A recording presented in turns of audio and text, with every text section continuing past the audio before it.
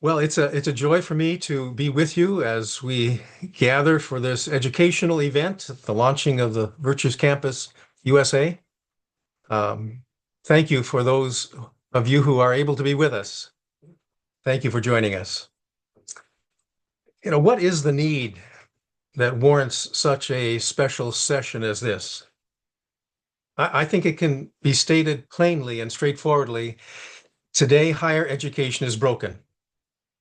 I was just listening to a newscast about 2 hours ago, and that's the very word that was used. Education in America is broken.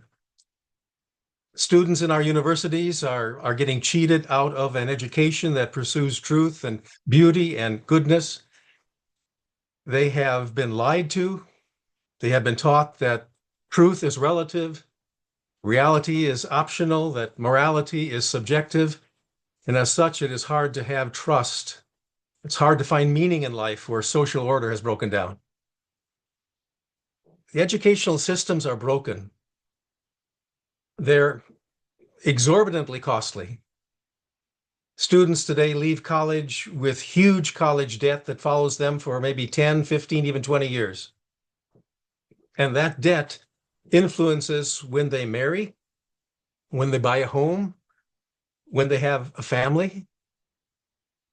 Proverbs 22:7 says the borrower becomes the lender's slave.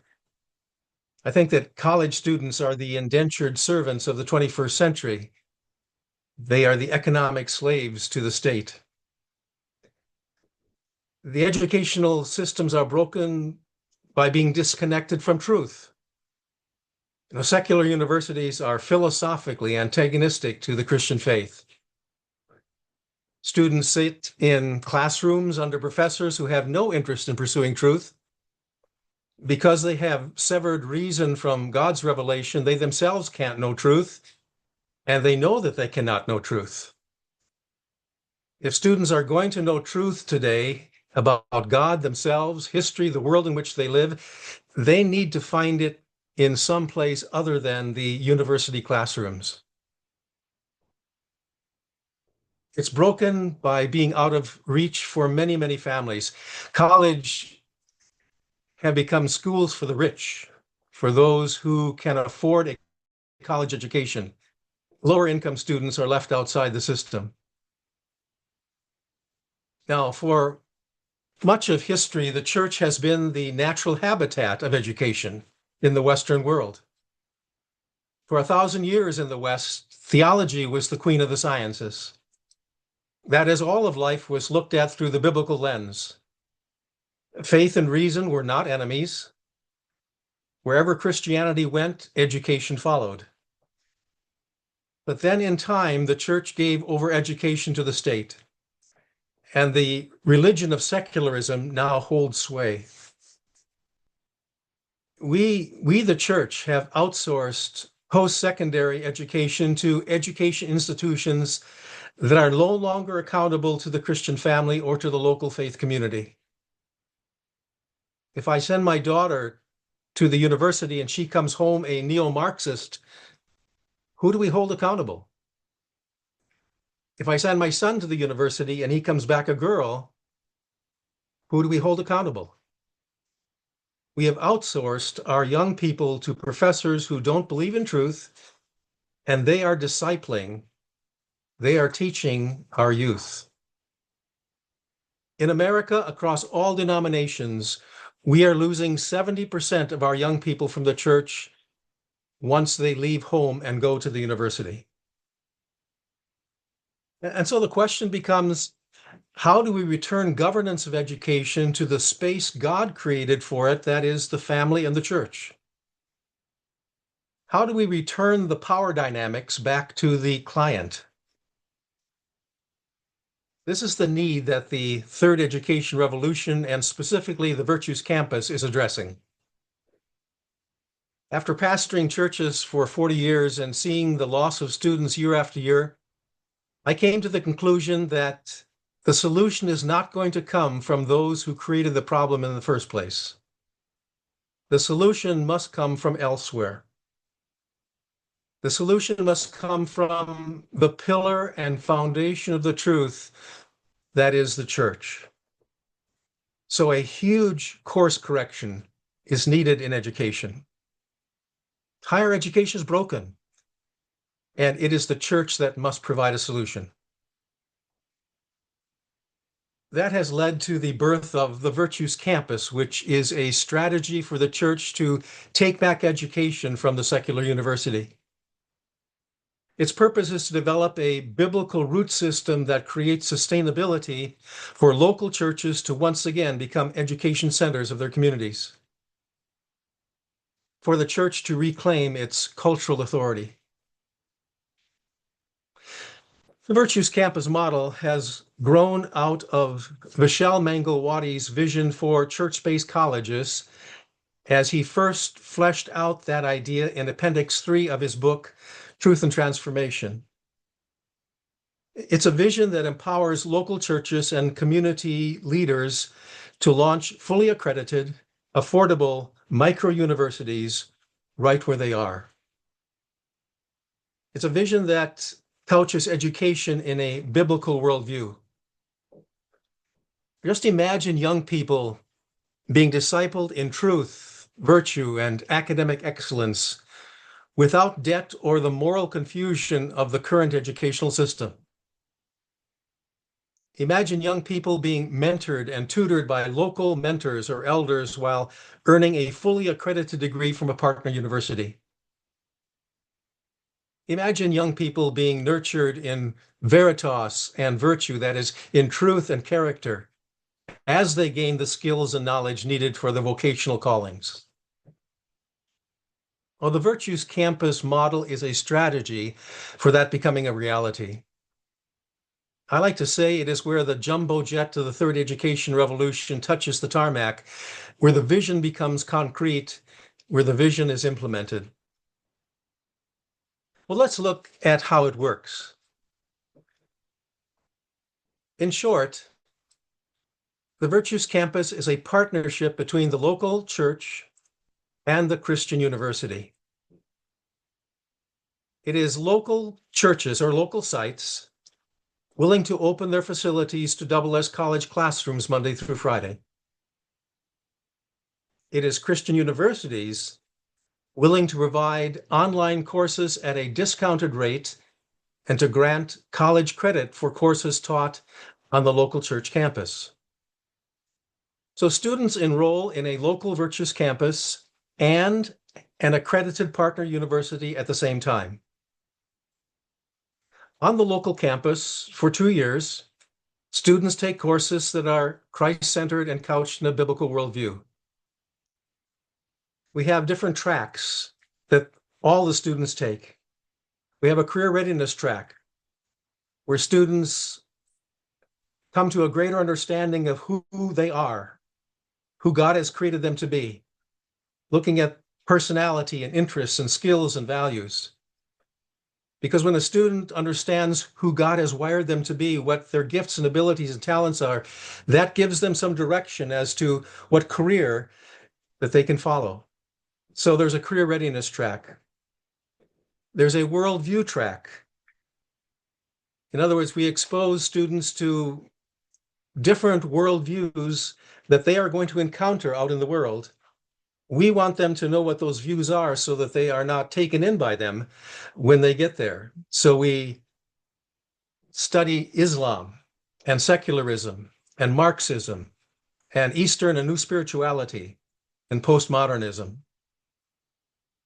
Then there are 2 years of Bible, in-depth Old Testament survey and an in-depth New Testament survey, where the students study significant biblical themes. They learn historical and cultural backgrounds and the theology of the Old Testament and theology of the New Testament.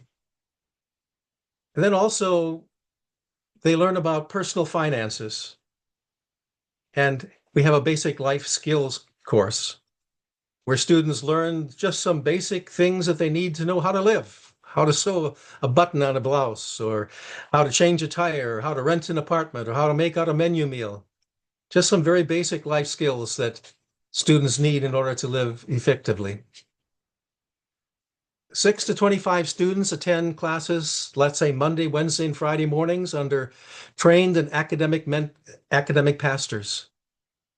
At the same time, they are taking online courses at an accredited partner university. The academic pastor guides students on their pathway to a 4-year college degree. 2 years are spent at the Virtues campus, followed by 2 years at perhaps a destination for a university, where their 2-year degree is enveloped in a 4-year degree. An even closer look at the model sees 3 main components. So let me cover those 3 components.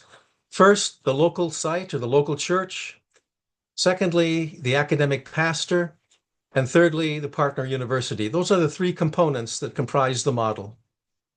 So first, let's take a look at the first component needed, that is the local church. As church-centered, the local church is the delivery system. It is the strategy. It is the church, not the state, that has been baptized with the Spirit of God. Vishal Mangalwadi is fond of saying, for 1,000 years, the church has sent students to the university. It's time for universities to send students to the local church. Now, I believe that the beauty of the model is that small churches, as well as large churches, can serve as host churches. What is needed is a comfortable classroom with tables and chairs, and internet access, laptops, power cords, projector and screen, a television, and then a space sufficient for however many students enroll. So first component is the local site, the local church. The second component is the academic pastor or the academic mentor. Now, the name academic pastor defines 2 important aspects of the role. First, there's the academic side. The academic pastor is a person with academic training. The academic pastor could be a person with a seminary degree, but an academic pastor does not need to be ordained. It could be a person with a college or post-college degree who has a good grasp of biblical knowledge. It could be a person in retirement. It could be a public school teacher who has become burnt out, fed up, frustrated, and disillusioned, and straitjacketed as to what they can and cannot say in the public school. And so rather than leaving the teaching profession altogether, talented teachers can find freedom and happiness and success as academic pastors in this new learning space, the Virtues Campus. For teachers who are burnt out in a conventional classroom or looking for a change, educational entrepreneurship can be a great option. Perhaps you are one of them, or you know somebody who finds himself in that situation. The academic pastor's academic degree will depend upon the partner university. In other words, what the university will accept as acceptable educational training. Some of our partner universities require the academic pastor to have a master's degree. Others require only a bachelor's degree. See, essentially, the academic pastor becomes an adjunct faculty of the partner university. That's on the academic side of academic pastor. On the pastoral side, the word pastor is used in the biblical sense of one who shepherds. You don't have to be ordained to shepherd people. An academic pastor is a personal mentor, a coach, a teacher, a guide, who provides instruction, encouragement, and accountability to the students. He or she provides guidance and reassurance at a time when students are coming of age, asking important questions of life, and making important decisions. The academic pastor is one who disciples, teaches, and thereby shapes young people by word and by modeling a Christian life before them. It is one who desires to invest in the next generation. An academic pastor can be a male or a female. We use either academic pastor or the term academic mentor.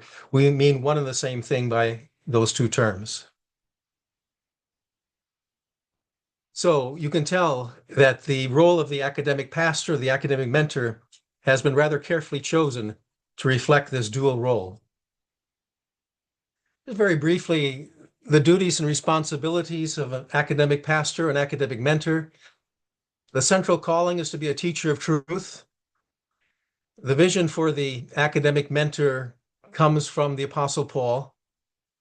Paul was not only evangelist and missionary, he was also a mentor to young church leaders like Titus and Timothy, who were called to disciple and train believers in the cities around the Mediterranean. And Paul strongly impressed upon his protégés that he was a preacher and a teacher of the truth to the Gentiles. As 1 Timothy 3:15 says, the church is the pillar and foundation of the truth. So academic mentors, academic pastors help the local church become wells of knowledge and wisdom and truth in their communities.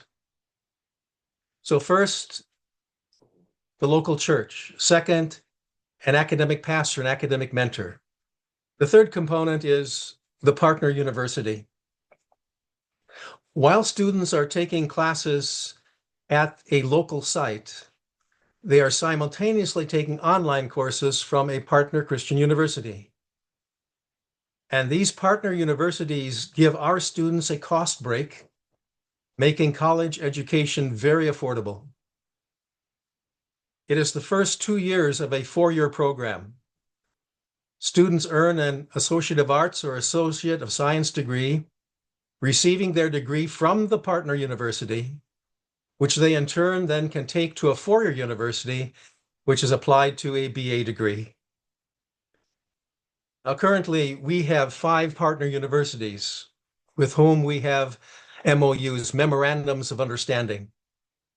Waldorf University in Forest City, Iowa, Crown College in St. Bonifacius, Minnesota, William Jessup University in Rockland, California, Calvary Chapel University, Sun City, Arizona, and Southeastern University in Lakeland, Florida.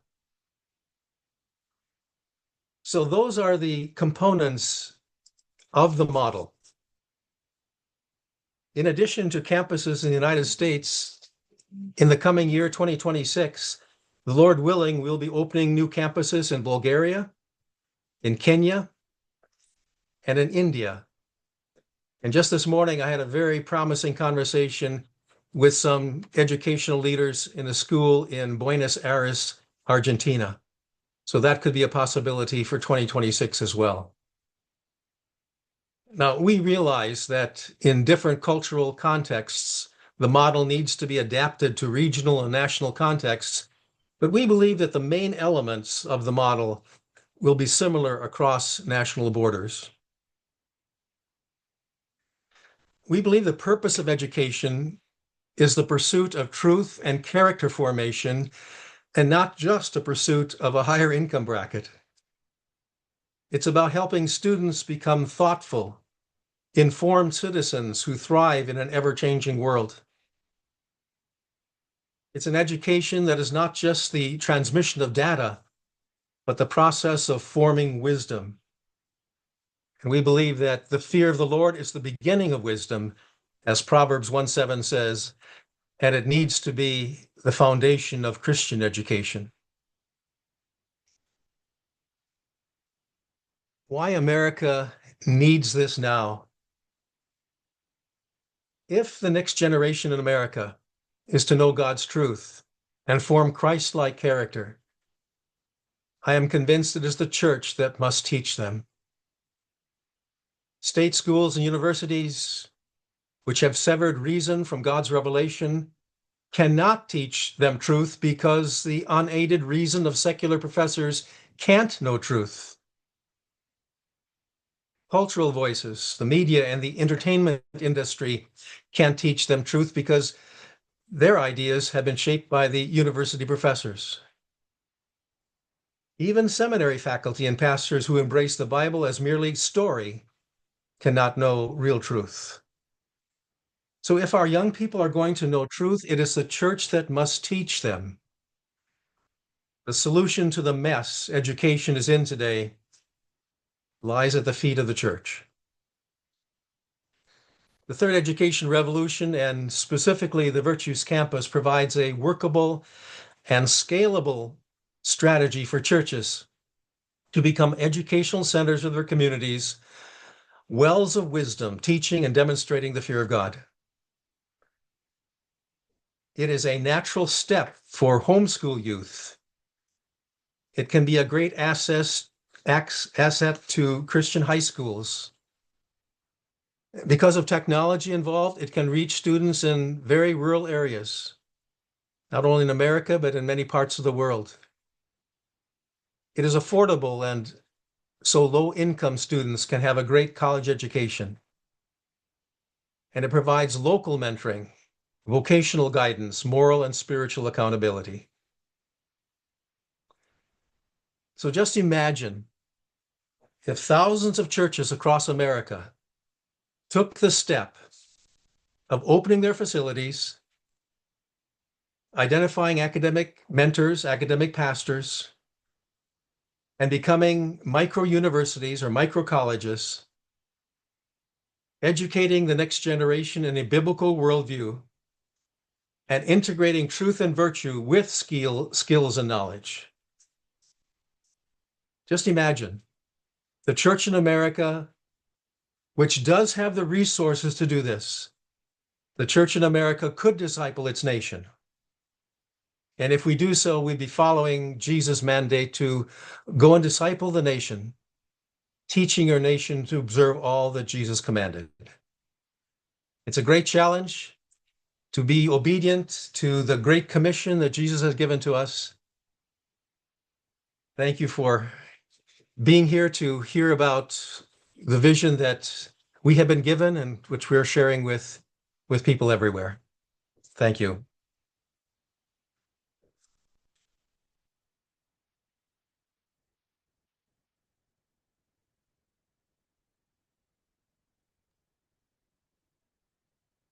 Okay, we're having it opened up for questions if anybody has any questions at this point.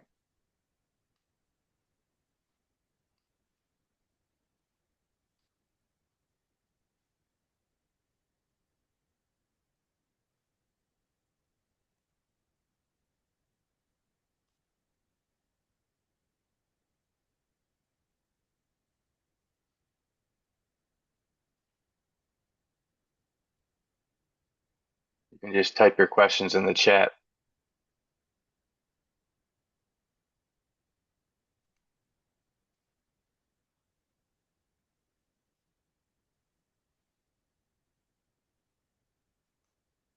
Or you can unmute yourself.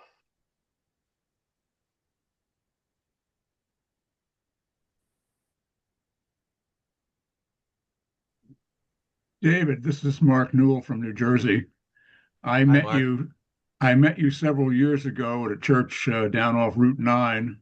You had a conference with Vishal. I wonder if you remember that.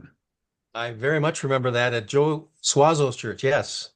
It was. And I since that time I've become a Colson Fellow, and this is kind of one of the things I've maintained an interest in.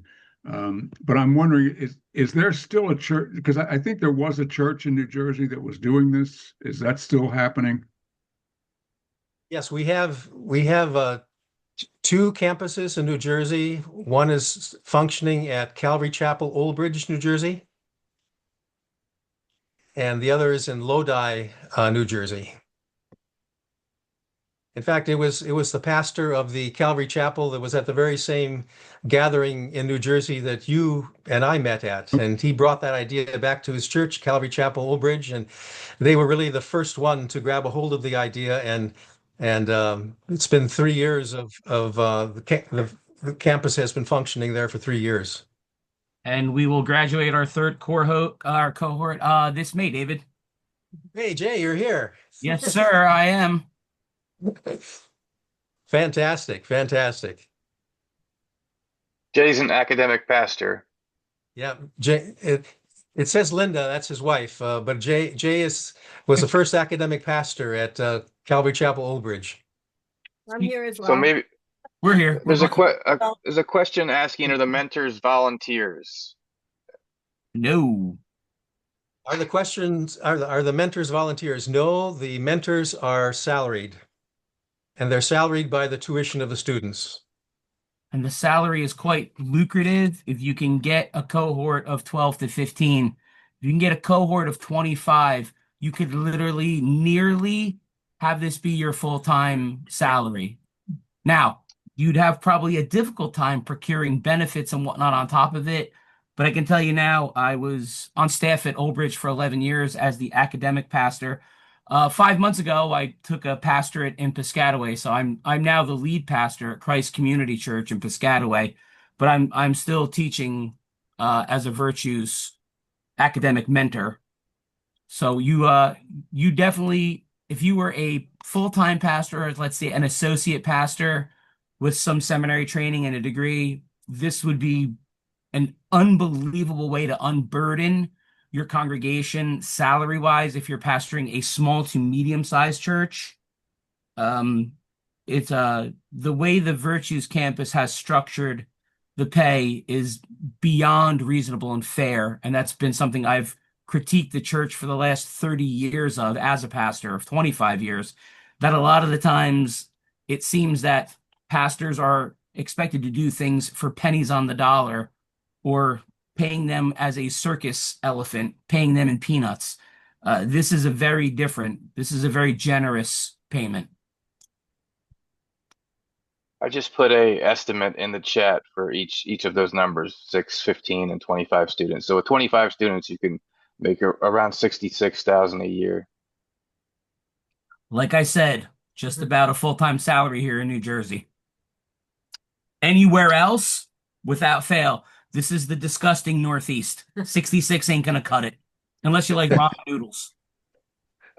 So Dave, Well, is the curriculum already ready? What grade levels? Um, so Yeah, on the local site, the local church campus, we have 10 core courses that are taught by the academic pastor over the 2-year period. All the students take all 10 courses. It's not a pick and a choose sort of thing. All of the courses are, I like to say, turnkey ready. They are ready to be taught. You just become familiar with the material. There are videos assigned to it. There are slides, power slides, and it it is not a huge task to teach it because it is laid out quite well. And Jay, you may want to add any comment to that. Yeah, just in case anyone knows, and there is anyone really familiar with this, I've actually spec'd out and created PowerPoint for two consecutive years within the program. So there's accompanying PowerPoint for Old Testament New Testament survey, understanding the faith, understanding the times, understanding the culture. I've even crafted PowerPoint for U.S. government, which is another class we teach, and some different PowerPoint for service leadership and service learning. So anyone's welcome to that. I don't copyright anything. It's on a Google Drive. If you were to open a micro university or campus, my wife Linda would gladly send you those PowerPoint. You would not be doing a lot of what I would just consider busy work. Now, any teacher worth his salt is going to prep for his students and be prepared, but you're not going to be doing the you do not have to do the curriculum design. We at Virtues have yeah, taken care of that for you. It's done. you're just facilitating this essentially, like everything's built out for you. The whole system is built out for you. So the qualifications of the academic mentors. So we went into some of exactly what they are, but I guess they mean the question, what exactly do they need to have a bachelor's degree, a master's degree? Each one of our universities is different. We have 5 of them. William Jessup wants you to have a bachelor's in a related biblical field. Calvary Chapel University being a nationally accredited university, meaning we grant degrees anywhere in the world, India, Afghanistan, America, South America. They'd rather you have at least a 36 credit master's in a biblical field.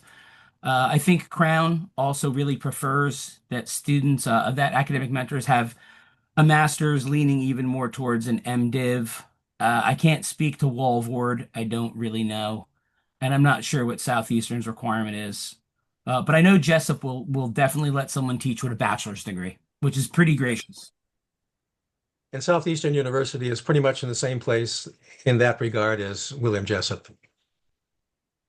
The reason is because, like I said, the academic mentor actually is an adjunct faculty of the partner university, and therefore we have to live under their requirements because they are giving credits to our students. And at the end of the day, they're granting the degree. That's That's right. That's right. partner. Your associate's degree will say William Jessup University. If you're at CCU, you're gonna have, and in all honesty, it's only one offering from some of the universities. You have to stay within what articulates. Right now, Calvary Chapel University will gladly grant you an associate's in biblical studies. The good thing is they'll also let you articulate that into a bachelor's of education after you're done with your virtues program. They'll let you matriculate your credits and your degree over into a different degree, into a bachelor's of education, because they have the College of Education and the College of Theology at CCU. So the grade levels are this is the first 2 years of college. They can either do it after high school or they can do it as dual enrollment. And also, someone has a question, the cost per student per year. Yeah, the greatest benefit is to really do it as a dual enrollment, your junior and senior year. You wrap up your high school education and your associates at the same time, which is stellar. The question is the cost, and where we are right now is that in different regions of the United States, the cost might be a little bit different because we'll work with the academic mentor or the regional director that we can talk about the structure some other time. But in one part of the country, it might be a little bit more and another would be less. But I would say anything between $8,000 and $10,000 a year is pretty fair to say at this point. And each of Yeah. the partner universities have different costs per credit, so that varies. And then the region of the United States will also perhaps dictate how much the local Virtues campus charges students for tuition. Yeah, if I could So chime in one more moment, Doc.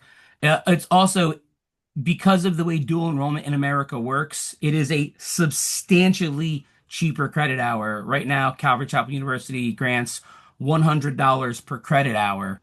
So your 15 academic credits per year at CCU costs you $1,500 plus books. So your CCU associates, if you are a dual enrollment student in high school, your CCU piece is far cheaper than the Virtues piece. It's about $3,000 out of cost pocket. I'm just curious how uh, dual enrollment as a high school student actually works. But you could talk to that point. I could easily explain that if you'd like me to. yeah, go I ahead, would Jay. like Go ahead, Jay. College credit is 1.5 times higher than even regionally accredited high school. So, in all honesty, in the state of New Jersey, 60 academic credits would actually qualify as your entire high school degree.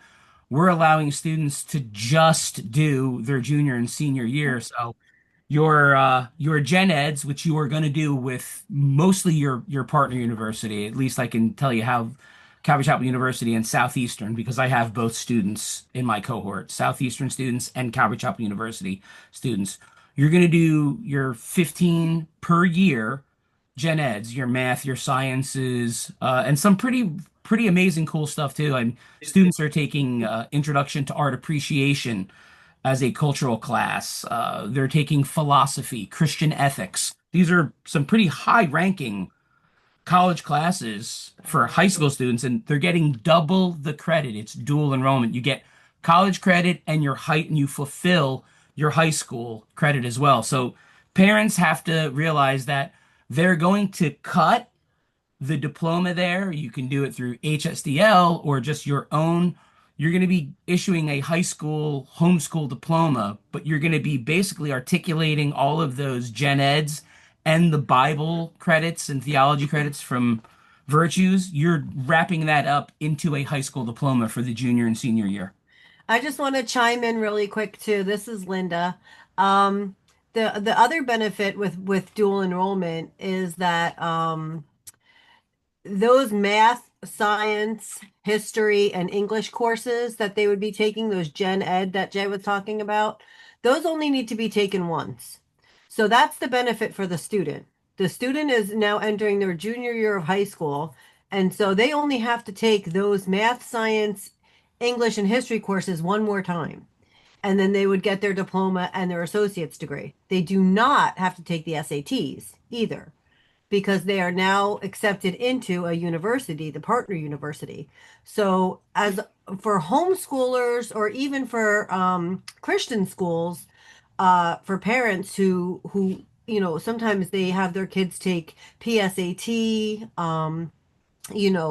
tutoring and things like that, you wouldn't need to do any of that because your student wouldn't have to take the SATs. Yeah. Because once they're enrolled in the partner university, that's it. They're now a college student and they can take those credits and transfer them to other universities. Yeah, we're talking on average, I can tell you, as a New Jersey educator, if you wanted to put your kid in a really good private program for PSATs and eventually the SATs, a prep program here is between $1,100 and $1,500. Now, those programs just about guarantee your student is going to pass the SATs, but I can tell you that one of my students, Enzo, and he's, we're a full month into it. He's going to Cedarville, and they've already agreed to accept all of his virtues campus classes, all of the CCU class, and the associate's degree that he's taking, so long as he maintains a B plus average. And he's a pretty good student. He's probably more like an A minus to an A average.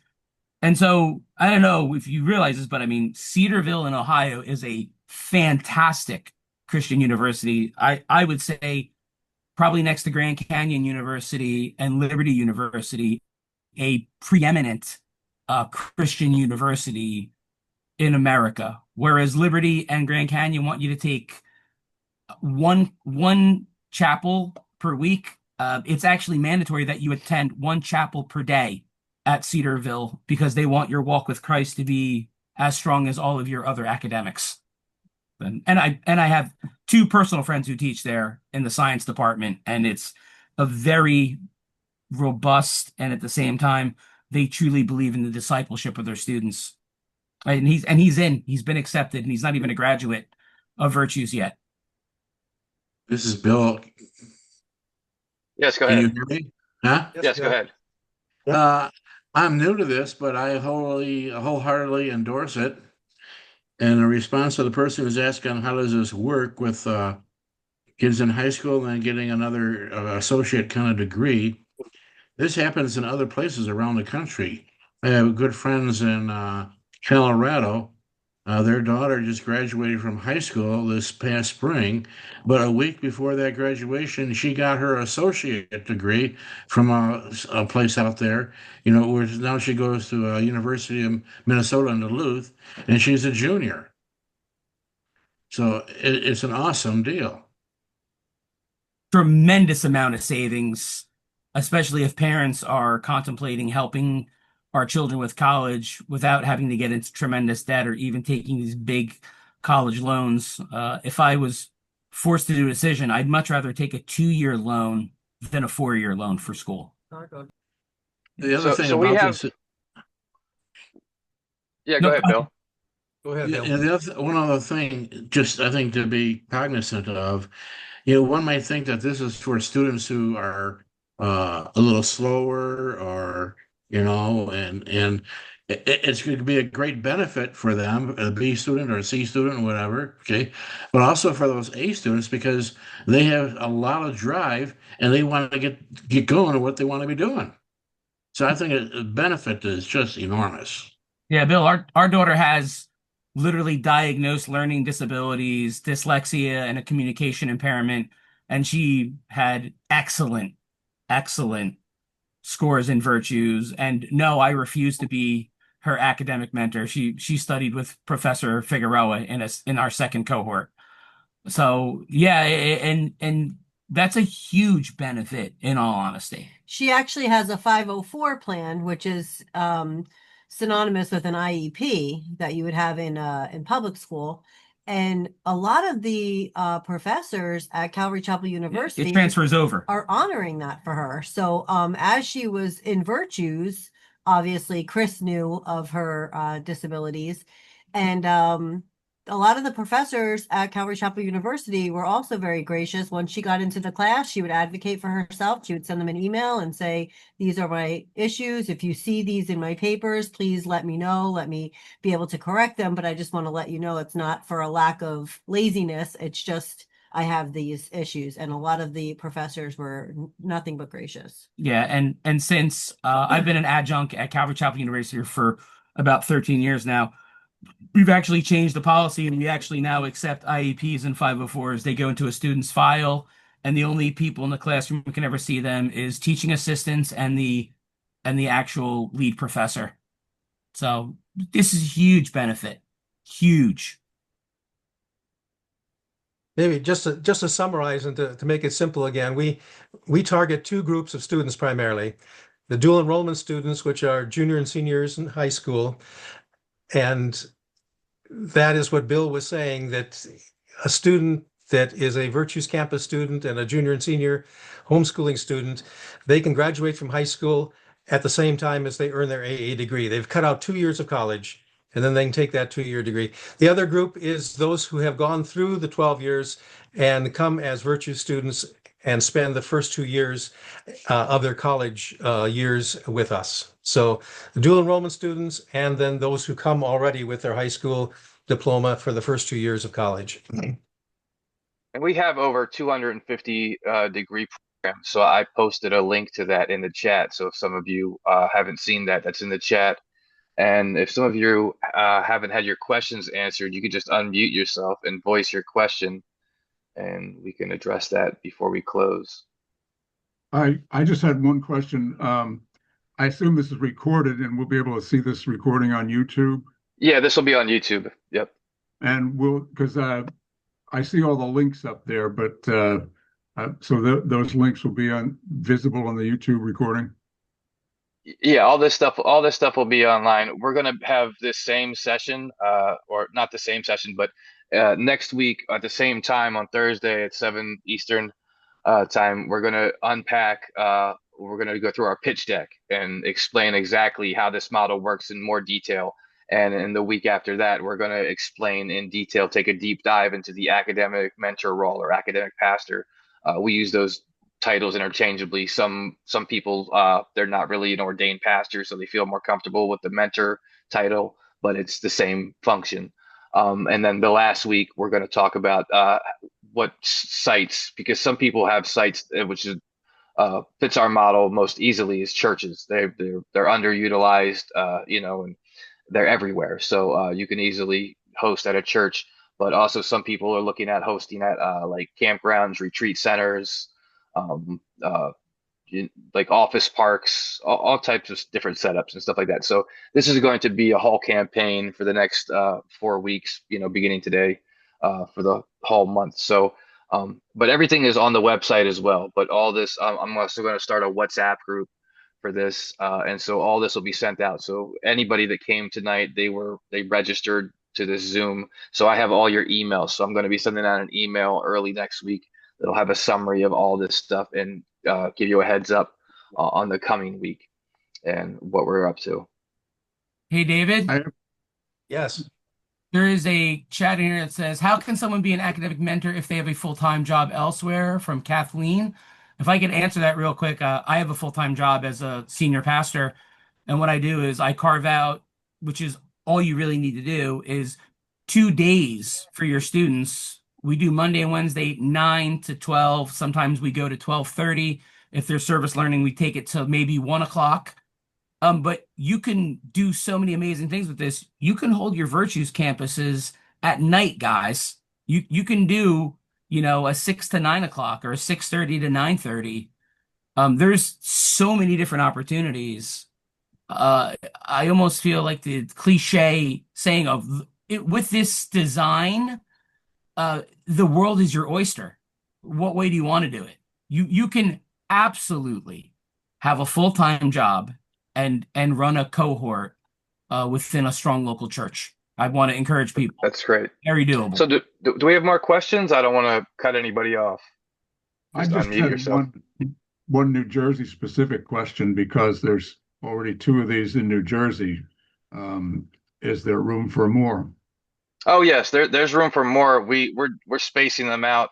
I think what is it, every like a 30-minute radius. So Yeah, uh about 50 more, Zach. We could use yeah, about exactly. Yeah. So we have Larry's not here tonight, but he is what we'd call a Yeah, regional director. Larry's here. Uh Larry's oh, Larry's here. So Larry, why don't you chime in and tell him what a regional director does? The regional director would run local campuses, and we're aiming to start two more in New Jersey. So, in addition to Lodi, where Chris will be, also Long Valley, New Jersey, and Millington, New Jersey. Sounds So like there's Millington Baptist. at Millington Baptist, yes.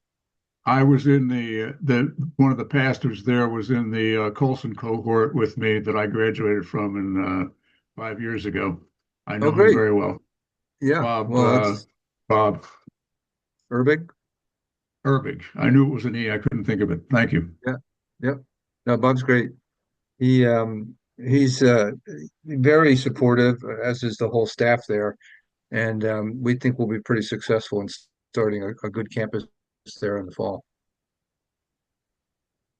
And then So the other Mark, location is Liebenzell Mission, which is up on the top of Schooley's Mountain in Long Valley.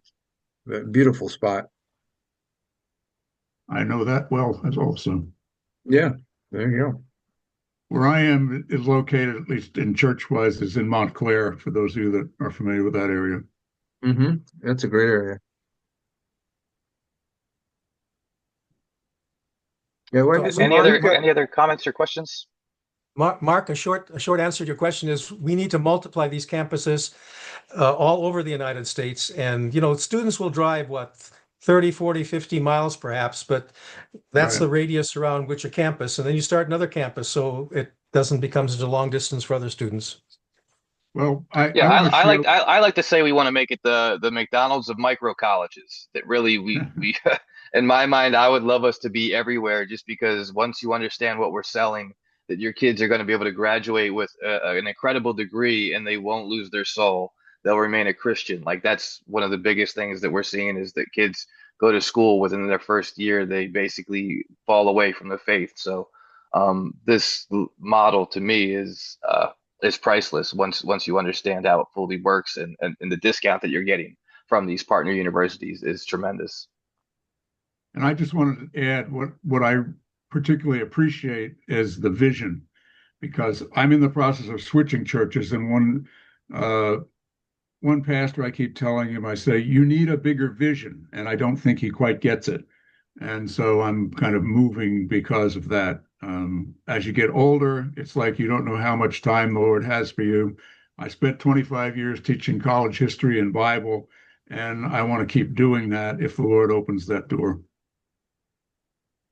So there's a question that says, does it have to be run in the church? So it's our model is operates. It's not fully online. We're not an online university.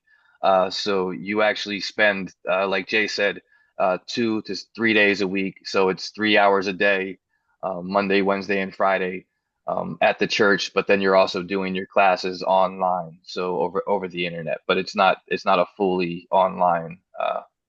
The whole model is for the church, as the community, to be shaping disciples, and so they're getting something very different than you would get at a secular university or even most Christian universities.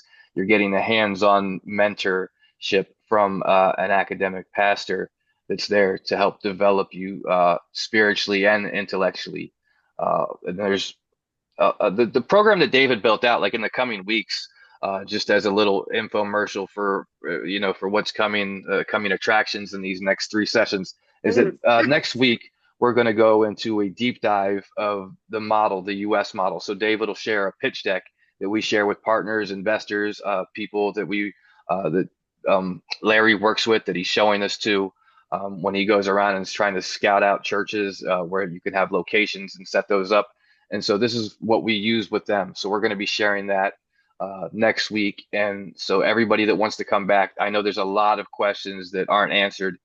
We just did this in India a couple months ago, and so there's 4 sessions. If you can't wait, if you're eager, you can go on the Virtues Campus YouTube, and there's our interactions with them. This same campaign that we're doing right now here in the United States with you was done in India months back. So that'll be available. We're at the top of the hour, so I really don't want to hold anybody unless we have any pressing questions. But if you come back, we'll answer those questions, or if you email them.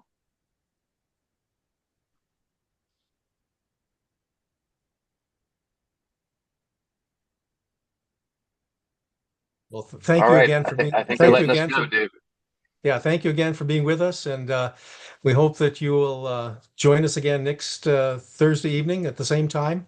Again, the next 3 Thursday nights is when we'll follow up with this.